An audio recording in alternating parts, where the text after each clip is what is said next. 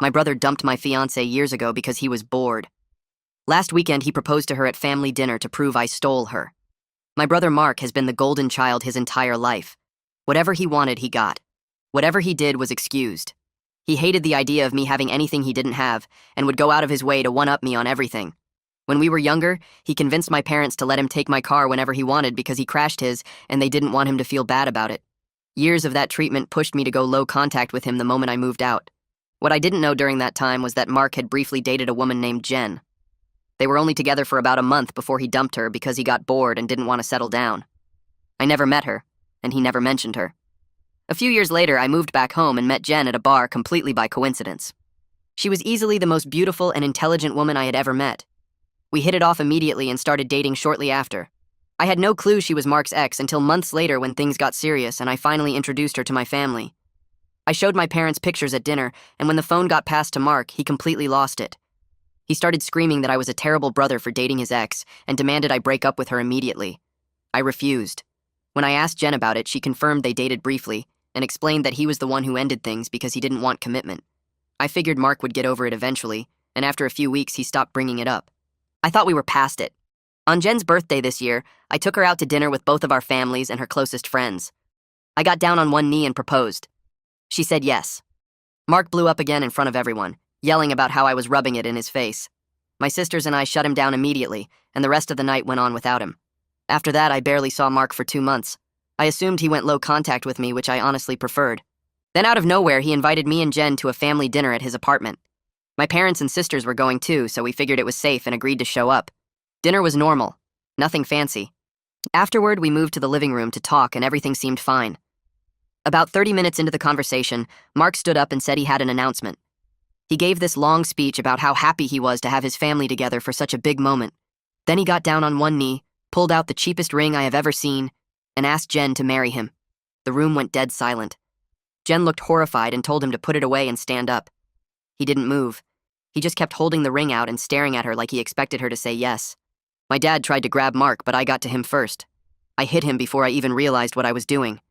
I hit him again while he was down. My dad pulled me off and Mark stayed on the floor holding his face. He looked up at me and said he just wanted to show me that Jen was never really into me and that she was only with me to get back at him. Get back at him for what I will never understand. My parents rushed me and Jen out of the apartment before it could escalate further. They promised they would talk to him. It has been 4 days since that dinner, and I have not heard a single word from Mark or my parents.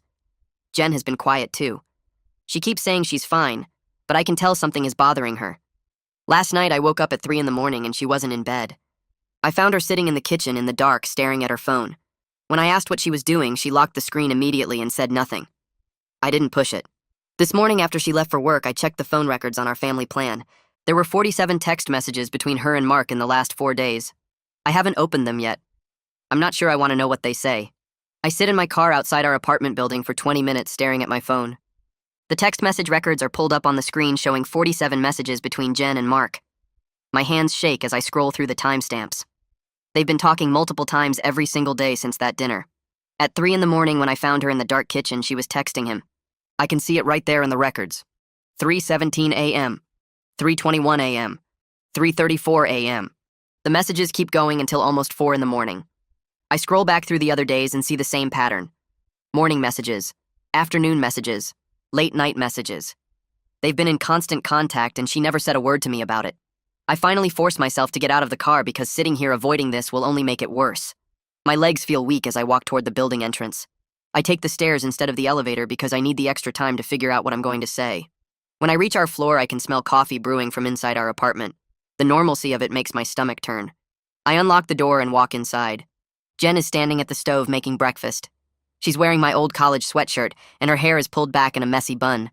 She looks over her shoulder and smiles at me like everything is completely normal, like she hasn't been secretly texting my brother for 4 days straight. I walk over to the counter and put my phone face down between us. She goes back to flipping pancakes. I watch her for a few seconds before I speak.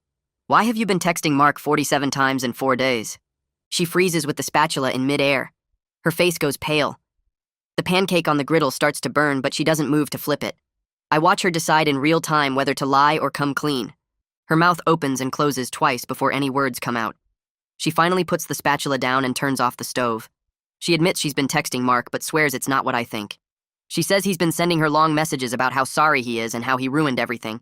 She says she's been trying to get him to leave us alone. She grabs her phone from the counter and unlocks it. She pulls up the messages and shows them to me. I scroll through and see mostly him sending paragraphs while she sends short responses telling him to stop. But then I see other messages. Messages where she's asking him why he really proposed to her.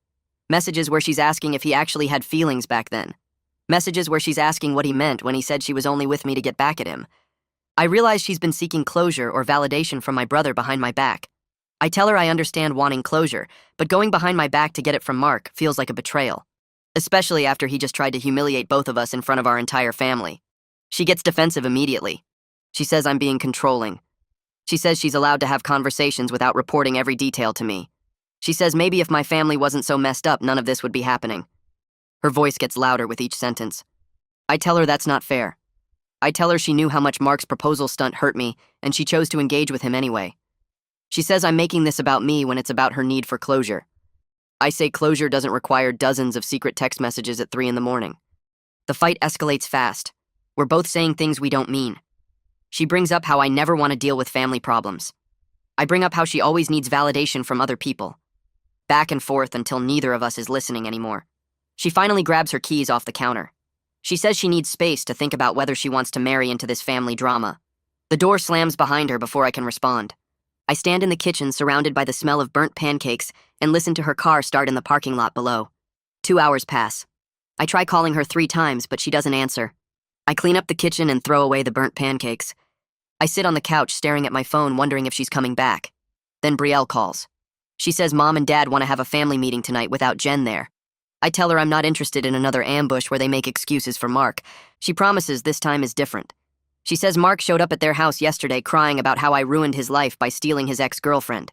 Brielle says our parents are finally starting to see how manipulative he's being. I'm not holding my breath, but I agree to come. That evening, I drive to my parents' house. Mark isn't there, but the tension is thick as Mom serves coffee with shaking hands. Dad starts by saying they've been doing a lot of thinking about the family dynamics. He says they realize they may have been too lenient with Mark over the years. I almost laugh because too lenient doesn't begin to cover decades of enabling his entitled behavior. I stay quiet and let him continue. Mom admits that Mark has always been difficult when he doesn't get his way. She says they've made excuses because he was their first child and they didn't want to damage his confidence. She says when he came over crying yesterday about me stealing Jen, she finally saw how delusional he's become. She says he genuinely believes Jen belonged to him and I took something that was his. Dad adds that they've decided Mark needs to see a therapist. They're making it a condition of continuing to support him financially, since at 29 he's still partially dependent on them. I tell my parents that therapy for Mark is fine, but it doesn't address the real issue. They've spent my entire life prioritizing his feelings over mine. One conversation doesn't erase that pattern. Brielle backs me up and points out specific examples from our childhood. She reminds them about when they let Mark take my car whenever he wanted after he crashed his own. Cleo adds that she's been keeping her distance from family events for years because watching them baby Mark while dismissing everyone else became unbearable. The conversation shifts when Dad asks about Jen and whether we're still engaged after everything that happened. I admit I don't know because I discovered she's been secretly texting Mark for days. Even though the messages seem mostly innocent, the secrecy feels like a breach of trust. Mom looks genuinely distressed. She says she hopes Jen isn't actually considering Mark because his proposal stunt was clearly a manipulative power play rather than genuine feelings. After the family meeting, I drive to my friend Reed's house because I need to talk to someone outside the family dysfunction. Reed has known me since high school and watched my relationship with Mark deteriorate over the years. He listens to everything without interrupting. Then he asks me the hard question. Do I actually trust Jen, or has Mark's interference poisoned the relationship beyond repair, regardless of what the texts say? Night at Reed's place turns into coffee and silence. He doesn't push me for answers I don't have. I crash on his couch and stare at the ceiling until my eyes burn. Around midnight, my phone buzzes with a long message from Mark. He says he knows he messed up. He says he never actually wanted Jen back. He just couldn't handle seeing me happy when his own life feels empty and meaningless. He admits he's been jealous of me for years because I escaped the family and built my own life, while he stayed stuck trying to live up to being the golden child.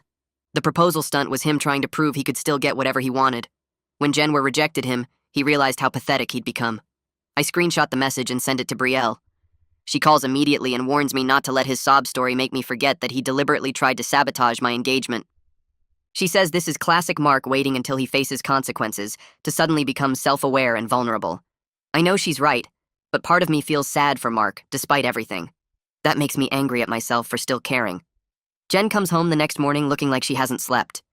We sit down at the kitchen table, and she admits that when Mark started texting her apologies, part of her wanted to understand why he dumped her so casually years ago. Not because she wants him back, but because his rejection damaged her self-worth and she never got closure. His recent messages revealed that he dumped her because he was terrified of commitment and she was getting too serious. That actually helps her realize it was never about her not being good enough. I tell her I understand the need for closure, but I'm hurt she sought it secretly, instead of talking to me first. She apologizes and explains she was afraid I'd see it as her having feelings for Mark, when really she was just trying to heal an old wound. We talk for hours about trust and communication. She promises no more secret conversations with Mark or anyone else. If she needs to work through something, she'll include me in the process. We decide to postpone the wedding planning until we rebuild the trust that Mark's interference damaged. We're still engaged and committed to each other, but we both recognize that getting married right now while everything feels unstable would be a mistake. She suggests couples counseling to work through the family drama and communication issues. I agree because I want our relationship to survive this stronger than before. 3 weeks into couples counseling, our therapist helps us see that Mark's behavior exposed existing cracks in our relationship. I have trust issues from watching my family prioritize Mark my whole life. Jen has abandonment issues from her past that Mark's rejection made worse. The counselor points out that Mark didn't create these problems. He just provided the pressure that revealed them. This changes how we approach healing, because we're addressing our individual wounds rather than just blaming Mark. According to Brielle, Mark starts therapy like our parents required, and he's actually taking it seriously for once. His therapist apparently told him he has traits that come from being overpraised as a child. He's working on understanding how his need for constant validation hurts the people around him. I'm not sure Mark can really change, but Cleo points out that at least he's trying, which is more than he's ever done before. A month after the disastrous dinner, Mark asks through Brielle if he can meet me for coffee to apologize in person. I'm not sure about it, but Jen encourages me to hear him out. She says holding on to anger is hurting me more than it's hurting Mark. I agree to meet him at a neutral coffee shop, with the understanding that one apology doesn't fix everything, but it might be a start. Mark shows up looking genuinely humble for the first time in his life. He apologizes without making excuses or trying to minimize what he did. He admits he's been a terrible brother. His jealousy poisoned our relationship. The proposal stunt was cruel and manipulative. He says his therapist is helping him understand that our parents' favoritism damaged both of us. Me by being neglected, and him by never learning to take responsibility. He's not asking for forgiveness right away. Just a chance to slowly rebuild trust over time. I tell Mark I appreciate the apology, but I need to see real change before I can trust him again. That means respecting my boundaries with Jen and stopping the manipulative behavior. He agrees and says he's also working with his therapist on getting his own life together. Finding a job that isn't funded by our parents. Moving into his own apartment. Building an identity separate from being the golden child. For the first time in years, I feel a small bit of hope that maybe we could eventually have a real brother relationship. 2 months after the proposal incident, Jen and I are in a much better place after consistent counseling and honest communication. We've set a new wedding date for next fall, giving us time to strengthen our foundation and make sure we're getting married for the right reasons. My relationship with my parents is still strained, but they're making genuine efforts to treat all their children equally and acknowledge their past mistakes. Mark follows through on his promises and gets a job as a sales manager at a local company. He moves into a modest apartment across town. He starts dating someone new, a woman named Maya, who doesn't know our family history and treats him like a regular person rather than the golden child. Brielle says Mark seems happier and more grounded than she's seen him in years, though we're all being careful rather than assuming he's completely changed. At Thanksgiving dinner 3 months later, the family dynamic feels different in subtle but important ways. Mom and Dad make an effort to ask about everyone's lives equally, instead of centering conversation around Mark. Mark himself is quieter and more thoughtful, rather than taking over every discussion. When Dad proposes a toast to family, Mark adds his own toast specifically to me and Jen. He wishes us happiness and apologizes again for trying to ruin our engagement. Jen squeezes my hand under the table, and I realize we're actually going to be okay. Jen and I are planning our wedding for next October, and this time the excitement feels pure instead of tainted by family drama. Mark has maintained appropriate boundaries and is even helping Dad with some of the wedding prep. He's treating it like a chance to support me rather than compete. My relationship with my parents will probably never be perfect, but they're trying, and that's more than I expected. Most importantly, Jen and I came through this crisis with better communication and deeper trust. I'm confident we can handle whatever challenges come next because we've already survived the worst.